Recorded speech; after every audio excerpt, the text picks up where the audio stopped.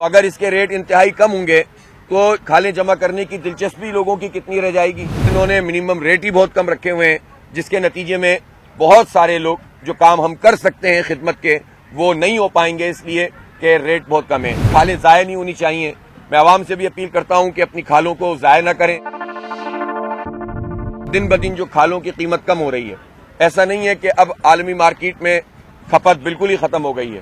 پچھلے 1-2 سال میں جو لیدر کی کھپت دوبارہ سے بڑھنا شروع ہوئی ہے، ہونا یہ چاہیے تھا کہ یہ قیمتیں بڑھتیں، لیکن یہاں پر چونکہ حکومت کا کوئی اثر نہیں ہوتا ان چیزوں میں، تو انتہائی کم قیمت طے کی جاتی ہے، اور آپس میں ظاہر ہے کہ جو ٹینڈریز کے لوگ ہیں وہ آپس میں کوئی اکٹھ کر لیتے ہیں اور ایک چیز طے کر لیتے ہیں۔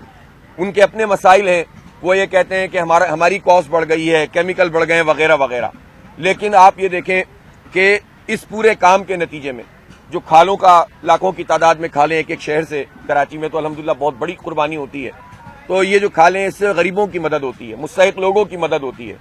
تو اگر اس کے ریٹ انتہائی کم ہوں گے تو کھالیں جمع کرنے کی دلچسپی لوگوں کی کتنی رہ جائے گی، اور اس کے نتیجے میں یہ بہت بڑا سرمایہ جو ضائع ہوگا۔ تو حکومت کا کام یہ تھا کہ اس میں منیمم کوئی ریٹ طے کرتے، اس سے زیادہ کے لیے پھر لوگ ٹینڈر کرتے اور جس کو زیادہ اچھا ریٹ مل جاتا، لیکن انہوں نے منیمم ریٹ ہی بہت کم رکھے ہوئے ہیں، جس کے نتیجے میں بہت سارے لوگ جو کام ہم کر سکتے ہیں خدمت کے وہ نہیں ہو پائیں گے، اس لیے کہ ریٹ بہت کم ہے۔ تو میں اپنے کارکنوں سے یہ کہتا ہوں کہ اگر یہ ریٹ کم ہے تو تعداد بڑھائیں اور زیادہ سے زیادہ لوگوں کے پاس پہنچیں۔ کھالیں ضائع نہیں ہونی چاہیے۔ میں عوام سے بھی اپیل کرتا ہوں کہ اپنی کھالوں کو ضائع نہ کریں، گھر میں نہ رکھیں۔ الخدمت کے جو نمبرز ہیں ان پہ کال کریں، جو رضاکار موجود ہیں، اجتماعی قربانی کے مراکز موجود ہیں، ان مراکز میں آ کر آپ رپورٹ کریں، ہمارے کارکنان آپ کے گھر سے کھال وصول کر لیں گے تاکہ یہ ضائع نہ ہو۔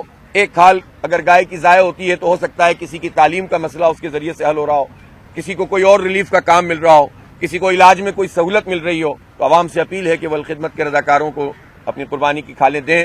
اور میں بحیثیت مجموعی پورے شہر کے لیے دعا کرتا ہوں کہ اللہ تعالیٰ اس شہر کے حالات کو بہتر کرے اور اس شہر کو اس پورے مافیائی سسٹم سے نجات عطا کرے جس میں کرپشن کا نظام چل رہا ہے، جس میں زمینوں پہ قبضے کا نظام چل رہا ہے۔ ابھی کل ہی کی بات ہے کہ منگو پیر کی طرف سرجانی میں ایک پرائیویٹ زمین کے اوپر ایک قبضہ مافیا قبضہ کر رہی تھی۔ ہم بات کرتے ہیں تو لوگ جو ہیں وہ برا مانتے ہیں، لیکن یہ قبضہ سسٹم کہاں سے چل رہا ہے؟ ظاہر ہے کہ سندھ حکومت کے چھتری تلے یہ نظام چل رہا ہے۔ ٹائمز آف کراچی سے جڑے رہنے کے لیے ہمارا چینل سبسکرائب کریں، ہماری ویڈیوز کو سب سے پہلے دیکھنے اور باخبر رہنے کے لیے بیل آئیکن پر کلک کرنا نہ بھولیں۔ 15 سال سے پیپلز پارٹی کی حکومت ہے تو نظام چل رہا ہے، اور عید کے اس موقع پر جب عملہ نہیں ہوتا اور سب کی توجہ مختلف جگہوں پر ہوتی ہے، خاص طور پر زمینوں پہ قبضے کیے جاتے ہیں، تو میں انتظامیہ سے بھی کہتا ہوں اور حکومت سے بھی کہتا ہوں کہ اب یہ قبضہ سسٹم ختم کیا جائے۔ اس شہر کو چھوڑ دیں، آپ اس کو جینے دیں، اس کے 3-3.5 کروڑ انسانوں کو جینے دیں، ان کے مسئلوں کو حل کریں۔ ہم ٹیکس دیتے ہیں تو پورا پاکستان چلتا ہے، لیکن یہاں صورتحال بدترین ہے۔ ایک بات جو بہت اہم ترین ہے وہ میں آخر میں اس لیے کرنا چاہتا ہوں کہ اس پہ توجہ رہے، اور وہ یہ ہے کہ اس وقت اسٹریٹ کرائمز انتہائی بڑھے ہوئے ہیں۔ پچھلے 4-5 مہینے میں 40,000 سے زیادہ وارداتیں ہو چکی ہیں۔